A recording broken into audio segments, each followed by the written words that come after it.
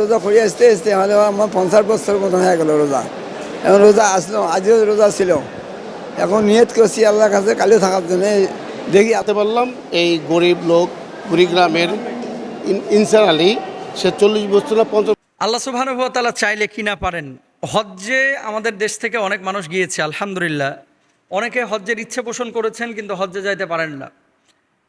কালকে পত্রিকায় দেখলাম 82 বছর বয়সী ইনসান আলী টানা, কেউ কেউ বলছেন 50 বছর রোজা রেখেছেন, কেউ বলছেন 42 বছর রোজা রেখেছেন। তো আল্লাহ সুবহানাহু ওয়া তাআলার ইশারা, নিজে তো নুন আনতে পান্তা ফুরায়া যায়। এত গরিব মানুষ ছিলেন কুড়িগ্রামের এই ভদ্রলোক, 42টা বছর টানা রোজা রেখেছেন এবং সবসময় আল্লাহর কাছে দোয়া করতেন, আল্লাহ আমি যেন বাইতুল্লাহ জিয়ারত করতে পারি। পরবর্তীতে নিজের তো টাকা পয়সা নাই, ঢাকা বিশ্ববিদ্যালয়ের পরীক্ষা নিয়ন্ত্রণের সহযোগিতায় তিনি এবছর 10 জুন হজ পালনের উদ্দেশ্যে রওনা দেবেন ইনশাল্লাহ। তো এই ইনসান আলী কুড়িগ্রামের মানুষ, হলখানা ইউনিয়নের সারডোব গ্রামে এই ভদ্রলোক জন্মগ্রহণ করেছেন। আর তার বাপের নাম ছিল নসর মুন্সি।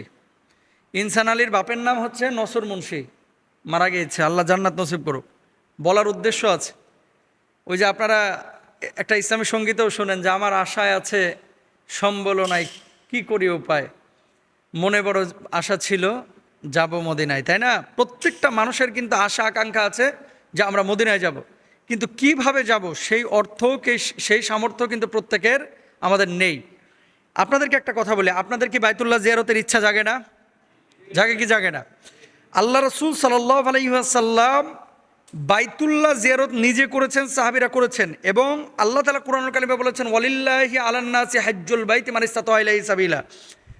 যাদের সামর্থ্য আছে তাদের উপর হজকে আবশ্যক করে দেওয়া হয়েছে, ফরজ করে দেওয়া হয়েছে। ওয়াতিমুল হাজ্জ ওয়াল উমরাতা লিল্লাহ, হজ এবং উমরা দুটা করার কথা আল্লাহ সুবহানাহু ওয়া তাআলা বলেছেন। এখন কথা হচ্ছে, ইনসান আলী আমাদের জন্য একটা মডেল হতে পারে। কীরকম? ওনার তো টাকা নাই, তো আরেকজন তাকে স্পন্সর করলো, এটা কিন্তু জায়েজ আছে। ধরেন আমার টাকা নাই, আমাকে কেউ যদি বলে যে ভাই আপনারে আমি হজ্জে পাঠাইতে চাই, আমার বাপ মারা গিয়েছে, বাবার বদলি হজটা আপনারা দিয়ে করাবো, জায়েজ। আপনাদের যাদের বিত্ত আছে, অর্থ আছে, সম্পদ আছে, তারা কিন্তু এলাকার এ সমস্ত গরিব কিছু মানুষ আছে যাদের ইমান, আমল, আখলাক খুব উন্নত, ভাই খুব উন্নত। এমন যে মানুষগুলো, এই লোকটা তাবলিগ করে প্রায় নাকি 45 বছর ধরে, এই যে ভদ্রলোক ইনসান আলী, এবং 42টা বছর রোজা রাখা টানা। শুধুমাত্র রোজা তরক করেছে বছরে যে 5 দিন রোজা রাখা হারাম, 2 ঈদের দিন আর কোরবানির পরে 3 দিন, এই 5 দিন রোজা রাখা হারাম। এই 5 দিন রোজা রাখলে গুনাহ হয়, এটা তো আপনারা অনেকে জানেন। তো এই 5 দিন ছাড়া উনি প্রতিদিন রোজা রেখেছে এবং কখনো কখনো চিল্লা দিয়েছে 5 বছর। তো এই যে ইনসান আলী, তিনি আমাদের জন্য একটা শিক্ষা হতে পারে। কেমন?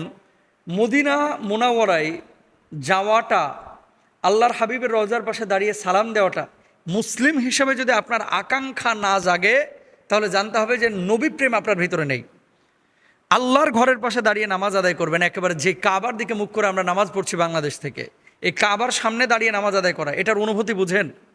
আহা, যখন তেলাওয়াত করে সুদাইসি সাহেব, অন্য অন্য কারি সাহেবরা যখন তেলাওয়াত করে, ভাই বিশ্বাস করেন কাবাটা আলহামদুলিল্লাহ একবার দুইবার তো না, আল্লাহ তাআলা মানে না হলেও অনেকবার, অসংখ্যবার বলা চলে।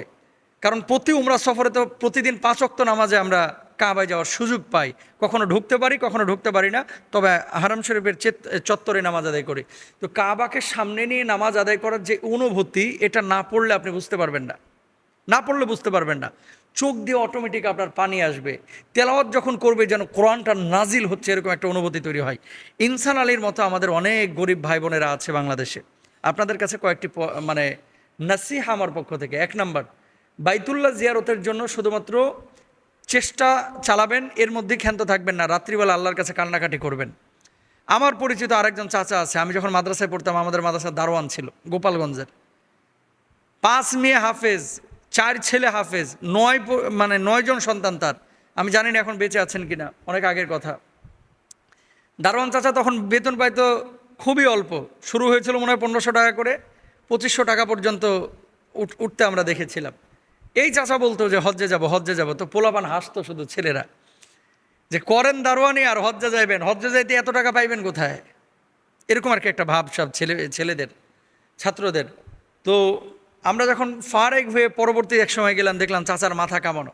চাচা বলতেছে, আসসালামু আলাইকুম ভাইজান, কেমন আছেন? আমি বললাম, কাকা মাথা কামানো কেন?